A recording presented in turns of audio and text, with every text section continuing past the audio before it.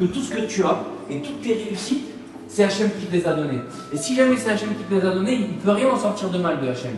Donc automatiquement, si tu prends conscience à 100% que c'est Hachem qui te les a donnés, il ne peut rien sortir de mal. Alors comment ça s'appelle ça? Ça s'appelle la Elouna.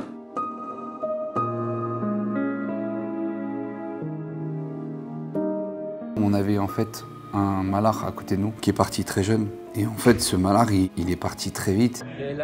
Un garçon exceptionnel, avec une échema particulière. Dès que j'ai rencontré Ilan, plus de 20 ans déjà, c'était quelqu'un qui m'avait déjà impacté, frappé comme ça par sa personnalité. Ilan, c'était quelqu'un de beau, très souriant, qui voulait manger la vie, qui était très idéaliste, qui était très artiste, très créatif. Quand il voulait faire quelque chose, c'était impossible de le raisonner pour qu'il fasse autre chose. C'était quelqu'un d'entier. Ce qui le caractérisait, c'est évidemment une vraie soif. Alors cette soif se caractérisait de différentes façons. Une soif d'étude, une soif de prière et une soif de tzedaka et de ma'asim tovim.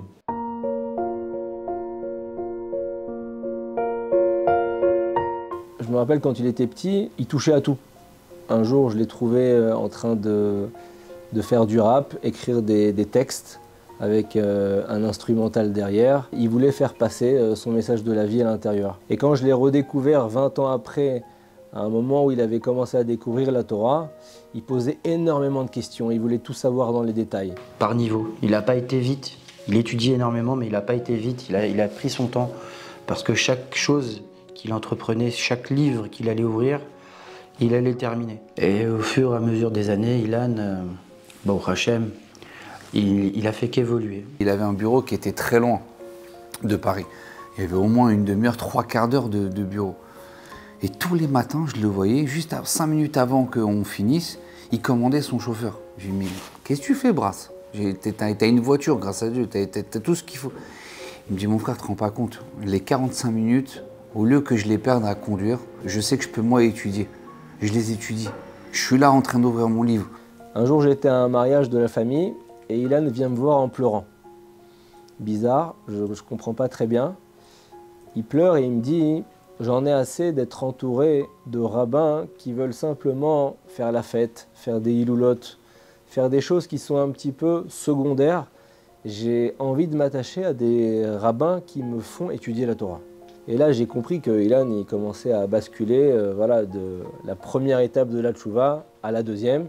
Forcément, il aimait la première parce que je pense qu'il se cherchait aussi des rabbins, des pères spirituels. Il a toujours essayé de se chercher, à mon avis, des pères spirituels là où il allait. Et quand j'ai compris qu'il avait terminé le chasse, j'ai compris qu'il était passé à la deuxième étape et qu'il avait trouvé enfin le makom, l'endroit où il pouvait vraiment grandir et atteindre ses aspirations. Cette soif de l'étude, effectivement, il avait fait un programme d'études du chasse. Il venait étudier à la fin de sa vie tous les jours, mais même avant cela, dès qu'il le pouvait, il étudiait. Il était radieux, il était lumineux et on voyait que la Torah, ce qu'il apprenait, lui faisait du bien, énormément de bien. Il était en simcha, il était joyeux, etc. Tout ce qu'il étudiait, il appliquait. C'est très simple, ça veut dire qu'il étudiait énormément. Il ne voulait pas perdre de temps à autre chose qu'étudier. Pas très longtemps avant qu'il décède, je le rencontrais à la synagogue. Il me dit, écoute, quand tu allumes la première bougie de Hanouka, pense à cette kavana-là que j'ai appris, etc. Quand tu fais ta amida, pense à ça, etc. C'était quelqu'un qui appliquait en fait tout ce qu'il étudiait. Il appliquait et il nous enseignait en fait ce qu'il étudiait. Il gardait rien pour lui. Il était généreux même dans ça, même dans la Torah qu'il apprenait, il était généreux. Il vibrait, il vivait quelque chose d'intense. Ça donnait envie aux autres de participer, de vivre eux-mêmes aussi cette intensité-là. Il avait beaucoup de mal à accepter des gens qui perdaient leur temps, etc. Il voulait toujours parler de divrei Torah. Parce qu'il ne voulait pas perdre une seule minute. Et à chaque fois, il me disait, David, arrête, viens, il faut arrêter de perdre de temps, arrête de perdre de temps. Et on a un groupe comme ça avec des amis, on est cinq meilleurs amis comme ça. Et les derniers shiurim justement de ce qu'il nous disait, c'était « Messieurs, arrêtez de perdre du temps ». Il y a peu de gens qui ont autant cette capacité à se dire qu'est-ce que je peux faire de plus, il y a encore comme si, en fait, on avait l'impression d'avoir quelqu'un de pressé. Aujourd'hui, on a compris, puisqu'il est parti très jeune. Donc il était toujours en train de diffuser la Torah pour justement ne pas perdre son temps et donner aux gens le kavod à Torah, leur montrer le kavod à Torah. Donc je pense que c'était communicatif. Et sa simcha, son enthousiasme et son amour pour Hachem qu'il voulait faire partager aux autres. Et il n'y avait pas une seule fois où dans une conversation d'amitié ou de travail ou autre qui va te parler de quoi qu'il arrive de Torah. Ses proches m'ont dit que même lorsqu'il y avait le repas de Shabbat, etc., il avait son nez dans le livre, quoi. Il était toujours avec son livre, avec sa Torah, et il se démarquait de tous les autres membres de sa famille par cet amour pour la Torah qui, quelque part, on ne sait pas trop d'où il a pris, parce que je ne sais pas qu'il a appris dans une yeshiva, etc. C'est vraiment qu'il s'est construit lui-même, et voilà, j'ai trouvé ça admirable.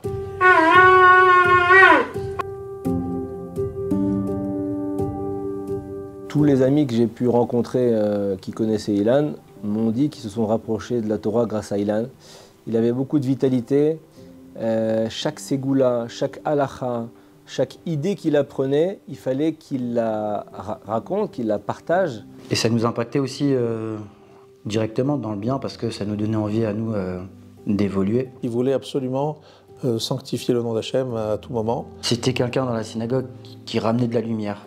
Il était toujours joyeux, il était toujours bessimcha, peu importe ce qu'il a traversé dans la journée, courant de la semaine ou autre. Une anecdote que quelqu'un m'a racontée il n'y a pas très longtemps, au moment où Ilan est décédé, et cette personne est venue me voir, et c'est quelqu'un qu'on connaît. Il me dit voilà, je suis obligé de te dire quelque chose. C'est une personne âgée. Hein. Elle me dit moi à la base je faisais pas Shabbat. Et un jour, son fils il lui a dit bon viens avec nous à la synagogue. Et il me raconte, il me dit que dès qu'il est rentré dans la synagogue, Ilan s'est approché de lui, il lui a donné son talit à lui, parce que Baruch Hashem, on avait du monde à la synagogue au Shabbat, et il se peut qu'on n'avait plus de talit à donner. Ilan lui a donné son talit, il lui a donné sa place, il lui a dit voilà, assis-toi là, etc. Donc cette personne un peu timide était un peu gênée, et cette personne a commencé donc à venir comme ça de temps en temps à la synagogue.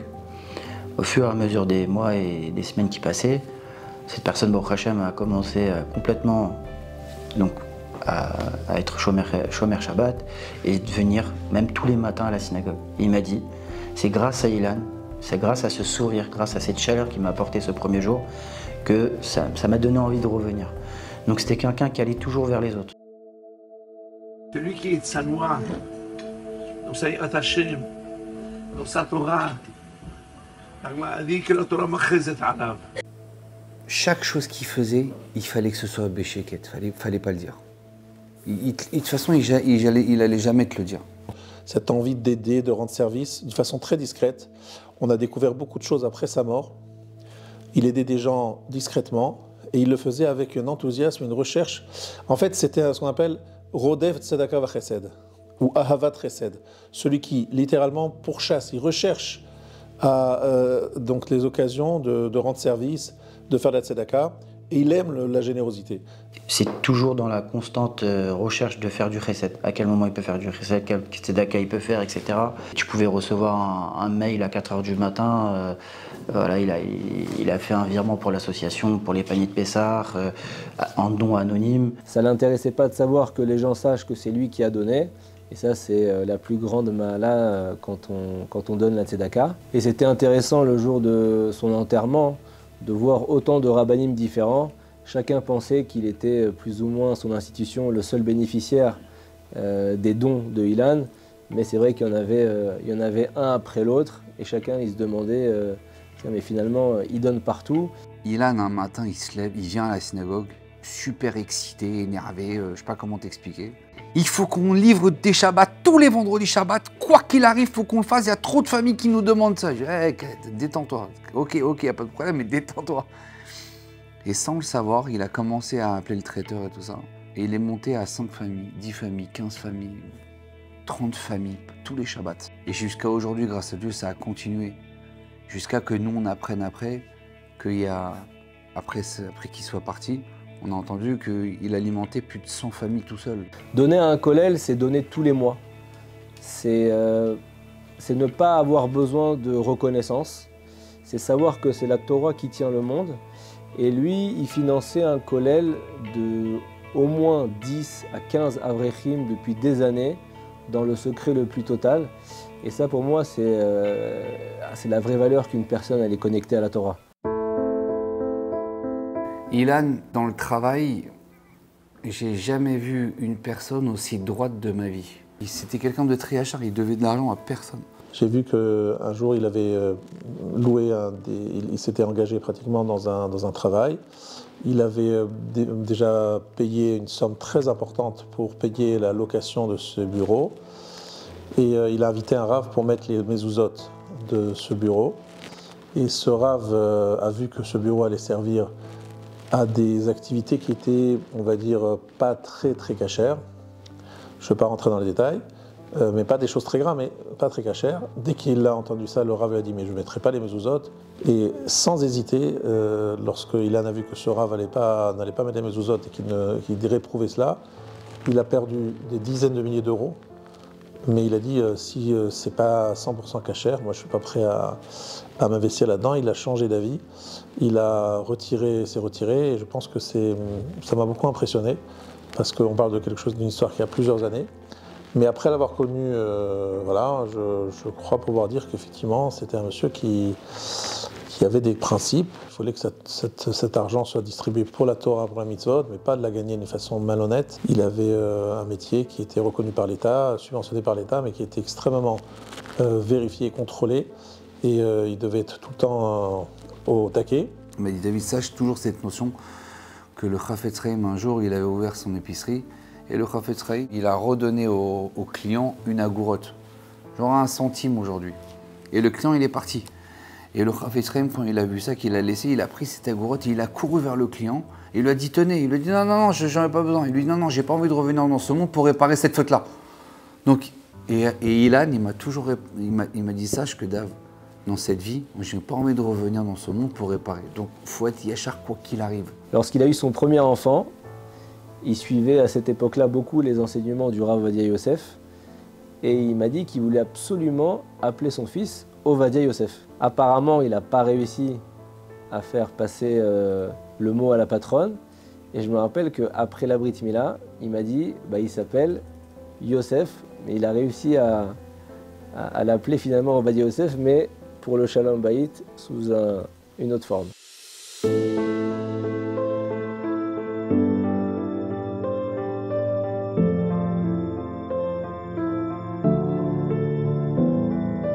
Moi, je suis à Jérusalem. Dans un groupe de famille, on annonce que Ilan a eu un petit malaise. Ça fait longtemps que je ne lui ai pas parlé. Je lui envoie tout de suite un message. Tiens bon, Ilan. Le jour où il a quitté ce monde, il n'était pas bien du tout. Mais quelques heures avant sa disparition, il a demandé à quelqu'un de venir étudier chez lui à 20h. Lui, il est niftar vers 23h, 23h30. Cette personne le voyait fatigué, il était allongé, mais il lui dit surtout tu restes, hein, tu ne pars pas, ne dis pas tu es fatigué, va te reposer. Non, je veux absolument étudier. Et c'était donc quelques heures avant sa disparition, alors qu'il avait quand même des signes, on va dire, inquiétants. Puis après, ça allait mieux. Mais il avait des signes qui montraient qu'il était vraiment extrêmement fatigué. C'était très compliqué. C'est un moment très dur. Et je vois que le temps y passe et je commence doucement à comprendre. Vers 1h30 du matin, j'ai un cousin qui m'appelle en pleurs, en me disant c'est notre cousin, est-ce que tu te rends compte? Et là, tout simplement, quand on apprend le décès d'un cousin de 39 ans qui a le même âge que vous, subitement, prend soin de sa santé, il n'y a pas de réaction possible autre que on se tait, on est étonné, on ne comprend rien. C'est vrai que ça a été très brutal. Le départ d'Ilan a été un choc émotionnel, un choc à tous les niveaux. Je ne sais pas si on l'a encore accepté aujourd'hui parce que c'est une blessure qui reste et une plaie ouverte, on va dire, qui reste. C'est pas la seule chose qu'on ne comprend pas dans ce monde. Quand on a la Emouna, on n'a pas de questions envers Dieu, on peut juste accepter, se rapprocher de lui et un jour on comprendra plus clairement les choses.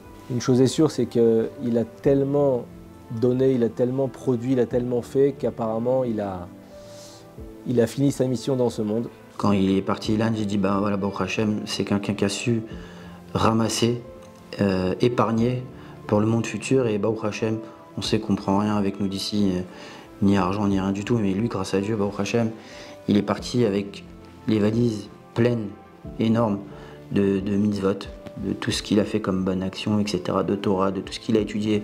Il a fini le chasse. Donc, ce qui nous reste aujourd'hui, en termes de réconfort, c'est ça, tout ce qu'il a laissé. Et ce qu'on peut continuer, et aussi essayer d'améliorer, nous, à notre niveau, à notre personne, au jour le jour, pour lui, pour montrer que ce qu'il nous a enseigné, parce qu'il nous a enseigné énormément de choses, on le fait pour lui, on le fait pour nous, et si Dieu veut, on espère le revoir très vite. Je pense beaucoup à ses enfants, comme tout le monde, mais il leur a laissé l'héritage le plus fort. Le plus bel héritage qu'on peut avoir, c'est dans ses gènes des bonnes midotes, des bons traits de caractère, forts. Ils sont bien enracinés chez eux, c'est sûr, et ils l'entendent de tous ses amis. Et cet enthousiasme pour la Torah, c'est certain qu'il faut que ça perdure chez ses enfants. Et je suis certain de là-haut qu'il les suit et que c'est ce qu'il attend d'eux. Se dire qu'ils sont les héritiers d'un héritage spirituel très important, et que finalement, si lui, il n'a pas pu terminer, puisqu'il est mort très jeune, il faut qu'eux, ils continuent le flambeau et qu'ils soient à la hauteur. Et je suis sûr qu'ils le seront. Et c'est écrit qu'Akadosh Baruch Hu, il est le père des orphelins. Les orphelins n'ont pas de père. Dans ce cas-là, ils n'ont pas de père. C'est Akadosh Baruch Hu qui est leur père. Je suis sûr que Hachem est à leur côté, le saura encore, et leur donnera les forces pour trouver leur chemin et se construire malgré l'absence de leur père.